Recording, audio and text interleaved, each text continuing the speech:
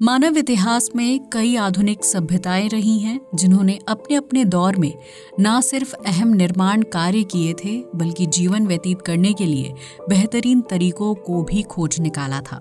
अगर इतिहास में पीछे जाकर देखा जाए तो धरती पर एक ऐसी जगह थी जिसकी तुलना स्वर्ग से की जाती थी। इस शहर को अटलांटिस के नाम से जाना जाता था, जो अपने दौर में इतना आधुनिक और समृद्ध हुआ करता था कि उसके जैसा कोई दूसरा शहर खड़ा कर पाना इंसान के लिए आज तक संभव नहीं हो पाया है। आखिर किसने बनाया था अटलांटिस शहर और आज ये धरती का स्वर्ग कहाँ है? जानेंगे इन सभी सवालों का जवाब इस मजेदार वीडियो में। पृथ्वी का स्वर्ग था अटलांटिस शहर। अटलांटिस शहर का जिक्र और उससे जुड़ी जानकारी प्राचीन यूनानी दार्शनिक शास्त्री प्लेटो ने आज से लगभग 2500 साल पहले दुनिया के सामने रखी थी, जिन्होंने उस वक्त ये बताया था कि धरती पर 9000 साल पहले अटलांटिस नाम के एक शहर की नींव रखी गई थी। इस हिसाब से देखा जाए तो अटलांटिस शहर का इतिहास आज से लगभग 11,500 साल पुराना है, जिसे बनाने वाले लोग सामान्य मनुष्य नहीं थे, बल्कि वो आधे इंसान और आधे देवता थे। उनके पास ऐसी टेक्नोलॉजी और ज्ञान था कि उन्होंने धरती पर अद्भुत शहर की रचना की थी, जो देखने में एक विशालकाय गोल घेरे की तरह दिखाई देता है। लेकिन ये गोल घेरा असल में छोटे छोटे द्वीपीय समूहों से मिलकर बना हुआ था, जिनके बीच में पानी था और हर एक द्वीप को दूसरे द्वीप से जोड़ने के लिए पुल बनाए गए थे। प्लेटो ने अपने दस्तावेजों के जरिए लोगों को जिस अटलांटिस शहर के बारे में बताया था, वहाँ की खूबसूरती और समृद्धि देखते ही बनती थी। उस शहर का हर नागरिक खुशहाल था, जिसे बाहरी दुनिया के लोगों से कुछ नहीं चाहिए था। अटलांटिस शहर को इतने बेहतरीन ढंग से बसाया गया था कि उसके सामने आज की मॉडर्न टेक्नोलॉजी और स्ट्रक्चर भी फीका लगता है, जबकि शहर को चारों तरफ से सुरक्षा प्रदान की गई थी। कोई भी बाहरी व्यक्ति अटलांटिस शहर के अंदर दाखिल नहीं हो सकता था, जबकि यहाँ रहने वाले हर व्यक्ति बेहद बुद्धिमान, ज्ञानी और समझदार थे। अटलांटिस में खाने पीने की कोई कमी नहीं थी, क्योंकि वहाँ लोग खेती करते थे और द्वीप के आसपास काफी उपजाऊ जमीन थी। इसके अलावा स्थानीय लोग विभिन्न पशुओं को भी पालते थे, जिससे उनकी डेयरी प्रोडक्ट्स की जरूरतें पूरी हो जाती थी। कहा जाता है कि अटलांटिस में बहुमूल्य पत्थर थे, जिनका यूज करके मूर्तिकार अलग अलग तरह की मूर्तियां बनाते थे। इस शहर को काम के हिसाब से 5 हिस्सों में बांटा गया था और हर एक हिस्से में उस काम के क्षेत्र से जुड़े लोग रहते थे। यानी मूर्तिकारों के क्षेत्र में मूर्ति बनाने वाले लोग रहते थे और वहीं अपना काम करते थे। इसी तरह किसान, पशुपालक और बहुमूल्य धातुओं से जेवर बनाने वाले लोग शहर के अलग अलग हिस्से में रहते थे, जिससे पूरे अटलांटिस शहर में आदर्श शासन व्यवस्था थी। उस शहर में सामान्य घरों के अलावा आलीशान महल और मंदिर हुआ करते थे, जिनके ऊपर सोने चांदी की परतें चढ़ाई गई थी, जबकि मंदिर में देवी देवताओं की मूर्ति बनाने के लिए भी कीमती धातु का यूज किया जाता था। इन महलों और मंदिरों को खड़े करने के लिए कीमती पत्थरों के स्तंभ बनाए गए थे, जिनके ऊपर बेहद खूबसूरत और बारीक नक्काशी की गई थी। अटलांटिस शहर में भगवान की एक ऐसी मूर्ति थी जिसमें 6 घोड़े एक बड़े रथ को खींच रहे थे, जबकि रथ के ऊपर भगवान विराजमान थे। प्लेटो के अनुसार अटलांटिस शहर में रहने वाले लोग समुद्र देवता की पूजा करते थे, क्योंकि उनका पूरा शहर समुद्र के आसपास बसा हुआ था। उन लोगों का मानना था कि अगर समुद्र देवता खुश रहे तो अटलांटिस शहर पर कभी संकट नहीं आएगा। इससे पता चलता है कि उस शहर के लोग काफी धार्मिक हुआ करते थे, जबकि अपने आप में ही पूरी तरह से समृद्ध थे। तो सवाल खड़ा होता है कि इतने समृद्ध शहर का विनाश कैसे संभव हो सकता है? तो इसका जवाब भी प्लेटो ने दुनिया के सामने रखा था। प्लेटो के अनुसार आज से लगभग 3500 साल पहले अटलांटिस शहर का विनाश शुरू हुआ था, जिसकी वजह से ये खूबसूरत शहर हमेशा हमेशा के लिए दुनिया के नक्शे से गायब हो गया। गर्मी का मौसम था और अटलांटिस शहर के आसपास तपा देने वाला तापमान था। लेकिन ढलते सूरज के साथ गर्मी कम होने लगी थी और लोग अपने घरों से बाहर निकलकर संध्या के कामकाज निपटा रहे थे। इस दौरान एक जोरदार धमाका हुआ जिसने अटलांटिस शहर के लोगों को हिलाकर रख दिया। दरअसल शहर के नजदीक एक ज्वालामुखी के पहाड़ में विस्फोट हुआ था, जिसकी वजह से गर्म लावा, धुआं और राख बड़ी मात्रा में बाहर निकलने लगा था। इस ज्वालामुखी विस्फोट ने समुद्री लहरों को उफान पर लाने का काम किया और ये विशालकाय लहरें अटलांटिस शहर की बाहरी दीवारों को नुकसान पहुंचाते हुए अंदर दाखिल हो गई थीं। ज्वालामुखी विस्फोट से निकली राख की वजह से पानी का रंग काला हो गया और शहर के आसमान पर काले धुएं के बादल छा गए थे। किसी को कुछ भी दिखाई नहीं दे रहा था और ना ही कुछ समझ आ रहा था।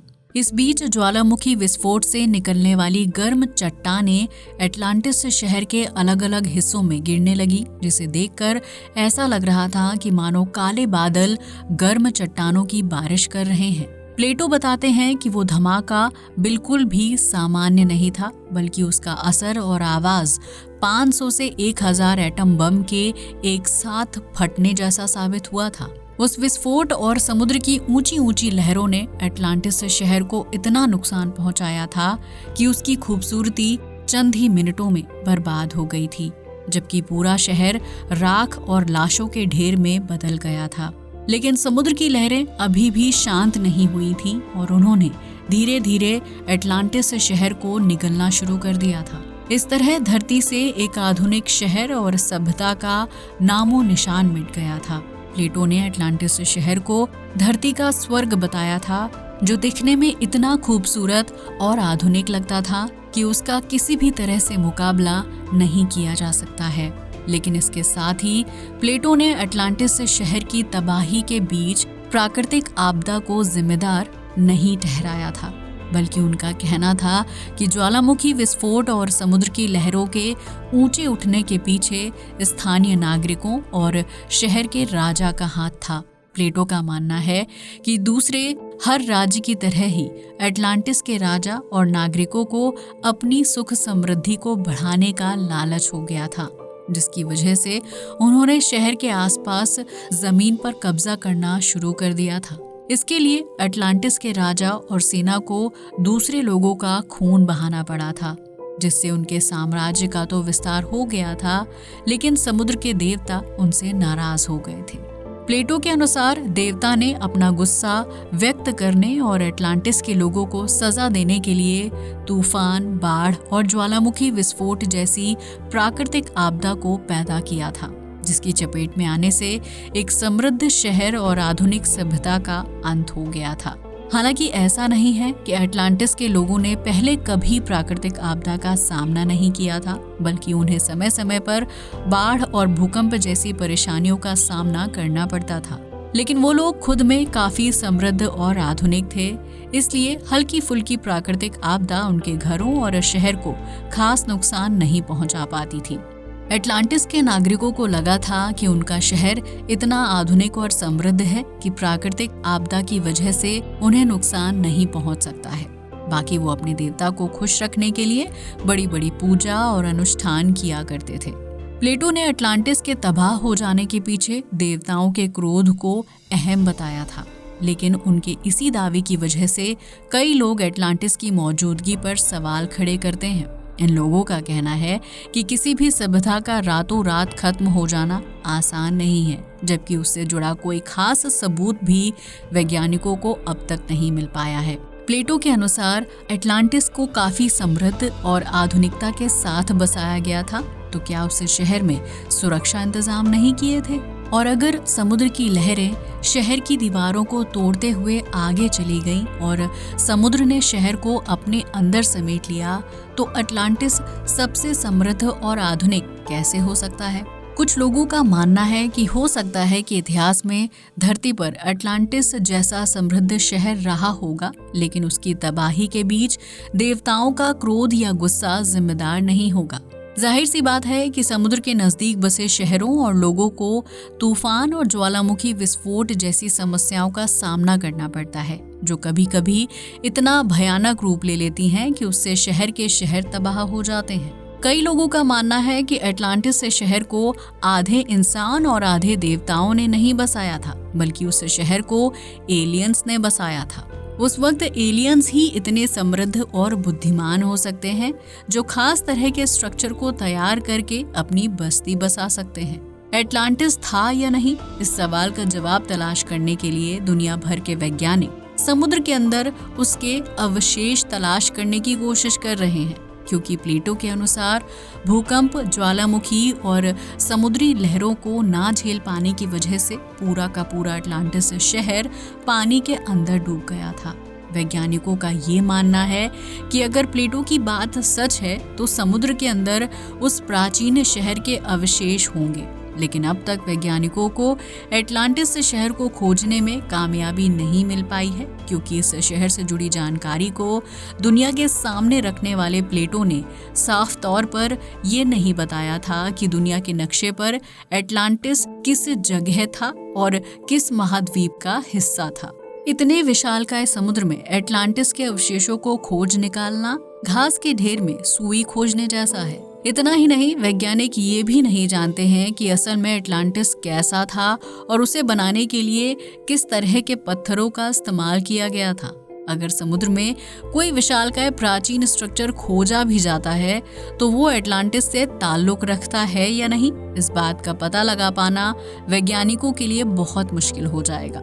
ये कहना गलत नहीं होगा कि शायद अटलांटिस हमारी आंखों के सामने होकर भी नहीं है, क्योंकि हमारे वैज्ञानिकों को उसके बारे में सटीक जानकारी नहीं है और इस वजह से अटलांटिस के अवशेषों को पहचान पाना बेहद चुनौती भरा काम है।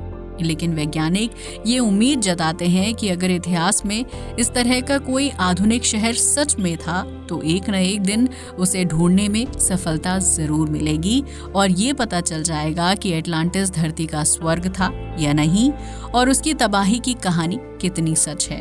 तो दोस्तों, अब तो आप समझ ही गए होंगे कि वो कौन सा शहर था जिसे धरती का स्वर्ग कहा जाता था और उसके नष्ट होने के पीछे अहम वजह क्या थी। आज के लिए बस इतना ही। जय हिंद दोस्तों।